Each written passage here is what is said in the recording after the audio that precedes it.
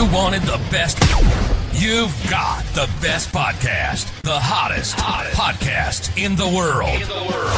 The Chris Voss Show, the preeminent podcast with guests so smart you may experience serious brain bleed. The CEOs, authors, thought leaders, visionaries, and motivators. Get ready. Strap yourself in. Keep your hands, arms, and legs inside the vehicle at all times, because you're about to go on a monster education roller coaster with your brain. Now, here's your host, Chris Voss. Folks, Voss here from the ChrisVossShow.com. There you go, ladies and gentlemen. There are only things that makes it official. Personally, for me, I'm just here for the brain bleed. Welcome to the show, folks. As always, for 16 years and 24 episodes, we bring in the Chris Voss Show because we just had nothing better to do. And we thought, you know what? Why don't we uplift the world? Why don't we make the world smarter? Why don't we share wonderful ideas on the show? And you can too. Go to goodreads.com, refer your family, friends, and relatives /Chris Voss, and Facebook.com/Chris Voss, LinkedIn.com/Chris Voss. Chris Voss, one of the TikTok and all those crazy places on the internet. Today we're talking to a fine young lady where her new book has just come out May 27th, 2025. It is entitled Rebooting Tech Culture: How to Ignite Innovation and Build Organizations Where Everyone Can Thrive. Telle Whitney is joining us on the show today. We're going to get into it with her. She's a senior executive leader, an entrepreneur, and is a recognized advocate and expert on women and technology. She has over 30 years of leadership experience and was named one of the Fast Company's most influential women in technology. She's a frequent speaker on the topic of women in technology. She is an accomplished technologist who spent 20 years in the semiconductor industry in Silicon Valley.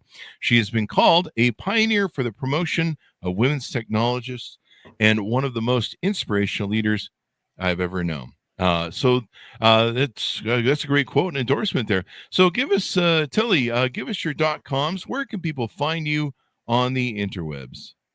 Well, thank you. It's nice to be here, Chris, and thank you so much for inviting me. Mm-hmm. I'm easily available on the internet. If you go to tellewhitney.com, there's a direct link to my book. I also have a LinkedIn presence, and I post a lot on LinkedIn. Mm-hmm. There you go. So give us a 30,000 overview of what's inside your new book. Okay, well, I'm a computer scientist, and I have worked for the last 20 years. I led an organization called the Anita Borg Institute. We had a conference called the Grace Hopper Celebration, and it was and there I met so many young women that were starting out on their technology journey. And I could see the passion in their eyes as they tried to think about contributing to the technology that's changing our lives. And I also saw that fire go out often after about 5 years in the tech industry. And so that's what led me to write the book. Is the book kind of centered or targeted towards women, or just everybody in the tech field? It's for everybody. I mean, as I spent 20 years of my career bringing more women into technology, but really what you want is men, women, everyone to come together and create cultures where innovation and inclusion thrive. Mm-hmm. Yeah, I mean, we see a lot of that under attack right now, the DEI situation, but having inclusion where everybody feels like they have a seat at the table and everybody, or at least, whatever they've earned in merit, they have a function and feel like they're making a difference. People lead, as you probably know, with leaders, people leave workplaces over poor leadership. So if they can't find it, they're going to do it. What are some of the issues that you see in tech culture that need to be rebooted that you talk about in your book? I mean, I had one friend, I forget his name, but he wrote a book about some of the tech bro culture and some of the tech culture that was kind of toxic in Silicon Valley, having like alcohol carts wander around during the day and sexual harassment problems. So what are the things that you address in your book that is kind of toxic there? Yes, well, I came to Silicon Valley many years ago, and I love being here. And what's really positively unique about Silicon Valley is the entrepreneur culture, the feeling like you can do anything. Mm-hmm. But I also as part of the book, I interviewed 50 people, and I saw the difference between people who led cultures that were very inclusive, but also focused on innovation, and those that weren't. So a lot of what you see in the book is what about 50 executives who I talked to who are making a difference, people that you would know who they are, talking about how they do it differently. The book is centered around the six C's, and we can talk more about that later, but it's creativity, courage, confidence, curiosity, communication, and community. And I observe that leaders that really want to have a truly innovative but inclusive culture allow people to speak their mind, who feel heard, they feel respected, and they feel like they're being listened to. Yeah. And that seems to be a core tenet that what a lot of employees want nowadays. They want, they want to feel respected. They want to feel cared for. And I think that's kind of a human condition, as it were, in and of itself, right? Right. We all kind of want to feel like we're respected, and we have a say, and we have input, and we make a difference in our life, and we're contributing sometimes to some things better. So in the book, you talk about how to ignite the innovation where everyone can thrive. What are some techniques you advise in the book that leaders can institute? Well, there's quite a few different stories. Let me start with creativity, because if you don't have a truly creative culture, then the products that you're creating are just not going to make a difference in the marketplace. And one example I talk about in the book is at AMD. I come from the semiconductor industry, and AMD was always second place for so many years. And they hired a new CEO, Lisa Su, and she brought on somebody named Mark Papermaster, and together they turned around the culture. This was really a turnaround, and they simplified the overall way that they approach building the product. And in a few years, they really created a new product, and that changed the market. And they are considered number one, at least in some markets today. So that's an example of how the culture actually drove the product, which drove the business. Wow, that's pretty interesting. Having a healthy culture is real important. I know I've talked about this ad nauseum on the show, but years ago, when I was young, before I got my big company started, I read Peter Senge's, I want to say Thriving Chaos, but that's Tom Peters. Peter Senge's The Fifth Discipline, which basically talks about establishing a learning organization. And so I focused on building my future companies initially with that culture of having a learning organization. One of our rules was the only stupid question is the unasked question. So please ask the questions. The more educated our employees were, the more likely it was that everybody would do fine, and no one would break a $30,000 machine, which they eventually did. Someone actually did, who slept through freaking the orientation and training. And so we try to have that culture. I've always been known to over-explain to my employees, and why when we ask a question, do you explain why you came to that conclusion, the history behind it? And I'm like, because if you understand how we built it, you might be able to innovate it. And I want you to be transparent. I want you to have a working knowledge of why it's built that way. And we also want you to feel free to come to us and go, hey, I think I have some better ideas on how this can be done. Because I know, I learned a long time ago being a CEO, probably the first couple of years in, that I was not the purveyor of every great idea. I learned that the hard way financially. So, being able to get input and have your team feel like there's a culture there where, what they say can matter and make a difference is really important. Well, yeah, what you said, Chris, is so important. And I think that many leaders don't actually get this. First of all, being open to new ideas. So you're setting up structures where people feel like they can contribute to innovate, and not just the final product, but also the process by which you get there. There's many ways that the people who are working on the front lines can suggest innovations that really make a difference. The other thing that I found that was interesting as I researched my book is that many as companies grow, they become more of a command and control, and that does not create a creative environment, whereas what you just described often does. Yeah. It's really just it's really a difference of, I've seen environments where if you say maybe you slept through something, the training or a meeting or whatever, and you're like, oh crap, I know I'm not up to speed on this given thing that I'm supposed to be doing, and I really have questions. But in our culture, if we're asked questions, we're kind of treated like a high school hazing thing where everyone's going to make fun of me or call me stupid, or my boss is going to, I have bosses that do that. They have a presupposition towards you, and no matter what you do that's good, they'll never see the good. But every time you make a mistake, oh boy, do they make a note of it and let you know that they know. And so you can make 50 million right choices, but it's almost, I don't know, sometimes I think they just want you to fail, or they're sick of you. Well, I just want to point out that failure is actually one of the most important lessons that you can learn. Yeah. I mean, shutting people down when they've made a mistake, Mm-hmm. it just doesn't help anybody, including them. Mm. But failure is really often how we learned a real lesson, and we can integrate those lessons into a future decision. Mm-hmm.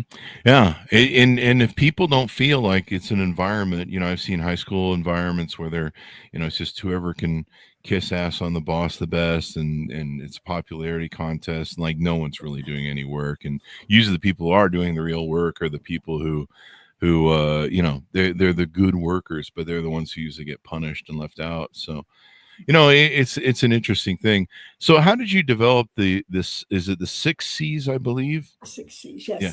Yes. How did you develop these when you were studying this and researching it? Well, as I prepared to write the book, I had been talking to especially students for quite some time on what I called the 5 C's. I added a 6th, communities, and it was geared towards what can I do differently to have the career of my dreams. Mm-hmm. But as I looked more into what does success look like, it's often the culture. I mean, if you are working in a place where your opinion is respected and where you can influence the outcomes, that makes a very powerful engagement with you and with all of your peers. Mm-hmm. And I also observed that there was a real difference between leaders who had a culture that was welcoming and those that did not. And so mm-hmm. I asked them. I started out by talking to about 50 people. 36 of them were engineering executives. And I listened to and these were people who I knew personally and who were doing great things at their company. And so that's how I approached it. There you go. There you go. So give us a little history on you. How did you grow up? How did you get influenced into this field, talking about these issues and everything else? Tell us kind of a little bit about your journey. Okay, well, I'm from Salt Lake City. My family lives in Salt Lake City. And I went to the University of Utah for my undergraduate. And to be honest, I had no idea what I wanted to do. This was a long time ago. But the University of Utah was one of the few early schools that had a computer science degree. So I got my bachelor's at University of Utah, and then I went to Caltech for my PhD. And it was, first of all, I loved technology. I just loved what I was doing. And I was around some of the most brilliant minds of the planet, people who who today, their technology is what we use every day. But I also, at times, didn't feel like I belonged. And so I came to Silicon Valley and I created a community. So the first thing I did was create my own community that allowed me to work in the semiconductor field, but also had people I could talk to. Mm-hmm. In 2002, I took over the Anita Borg Institute, which is a nonprofit organization to bring more women into technology. And the reason I took it over, Chris, was because the founder of one of my best friends was dying. She had brain cancer. Oh, no. And so she had started this nonprofit, but then could not see it through. And I was very ambivalent about leaving, full-time technology, but I took over this nonprofit. I grew it to when I stepped down in 2017, we had 50,000 people, 30,000 people coming to the Grace Hopper celebration. Mm-hmm. We had a pretty significant budget. And so I was proud. I'm an entrepreneur. I did it first in the semiconductor, and then I did it with a nonprofit. Mm-hmm. There you go. Well, congratulations. So when did you, what kind of drove you to want to write the book? What was the proponent behind that? Was there any did you were seeing things that really need to get fixed there? Well, so through my work at the Anita Borg Institute, I had the opportunity to meet all these young students, and they were so excited. They just felt like this was where the future was, and their eyes were on fire. And then I watched them, and I would watch the fire die in their eyes.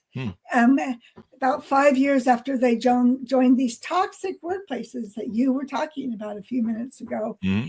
And so I saw the real differences between places that were really welcoming and soliciting ideas and listening, as you described in your own company, and those that it was just do what I tell you. I don't want to hear from you.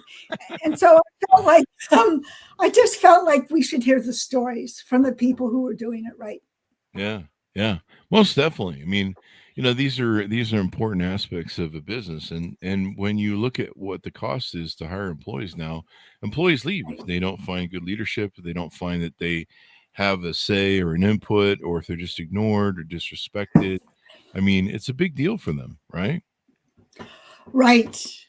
And I also saw that as companies embraced what was called DEI, it was a checkbox. It was really, let's go out and hire all these people. But once again, they were not having all these people that they'd gone all this trouble to hire really integrated into their products and, leadership, the product leadership. And that's what is the key to doing it differently. There you go. It's all about leadership. Leadership's really important. And of course you got to have some followers too to lead, but leadership's really important because it sets the tone. It's the I think there's a reference they have from the military, the man on the white horse. So you can say woman too. But it's the one that people look up to. They look to lead and have the vision and everything else. And so many companies nowadays, they try and rule by fiat via the PR the PR department. Like, we're going to be a moral company, we're going to do good, we care about our employees, love our employees are family. And 10,000 you fired tomorrow. Right. You're like, wait, it's not really, I don't really think you understand how this caring about employees and family work. Like, do you do that at Thanksgiving with your family, or what's going on? You see, people behaving, CEOs or boards or companies generally being led and behaving in a way, finally Google, if you remember, had to give up their "don't be evil" thing because they just got too evil. And they're like, we really should do something about this because this is a bad look for us to be hypocrites. So, they're like, maybe we should stop we should take that down. And I guess the new mantra is, I don't know. But it certainly is "don't be evil." Well, it was great that they said that, but I do know that they got rid of it because I assume because as they got really large, it was too hard to really be able to say that. We got too large to not be evil anymore. That's what I should have told my mom when I was a child. I was like, Mom, you told me not to lie and not to spill the milk all over the floor, but it was fun, and I'm large enough to where it's okay to be evil. Wonder how that would have gone on.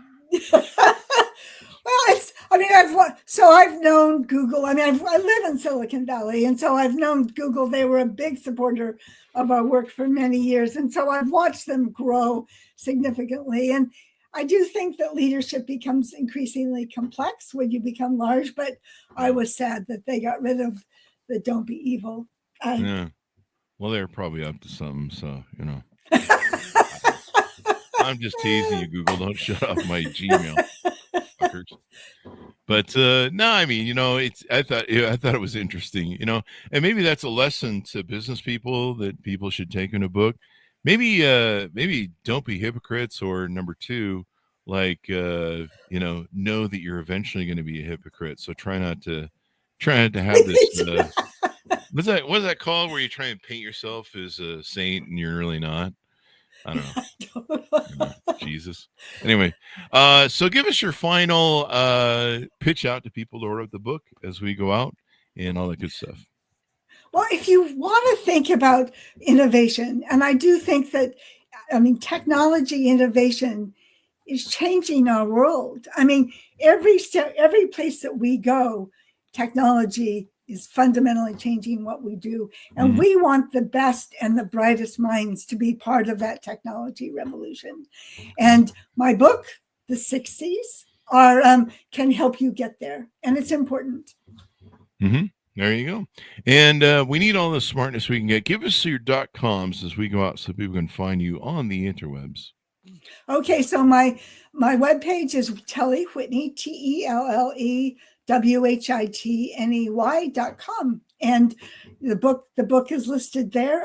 I'm also fairly active on LinkedIn, so you can easily find me on LinkedIn. And I have a unique enough name that it's really easy to find me. There you go. Well, thank you very much for coming on the show. This has been very enlightening and also thought-provoking. So we'll put it in the bag and have people order the book. It's called Rebooting Tech Culture, How to Ignite Innovation and Build Organizations Where Everyone Can Thrive. Thanks, Telle, for coming on the show. Thank you, Chris, for the invitation. Thank you. And thanks to our audience for tuning in. Go to goodreads.com/Chris Voss, LinkedIn.com/Chris Voss, Chris Voss1 on the TikTok, the Allen's crazy place on the internet. Be good to each other. Stay safe. We'll see you guys next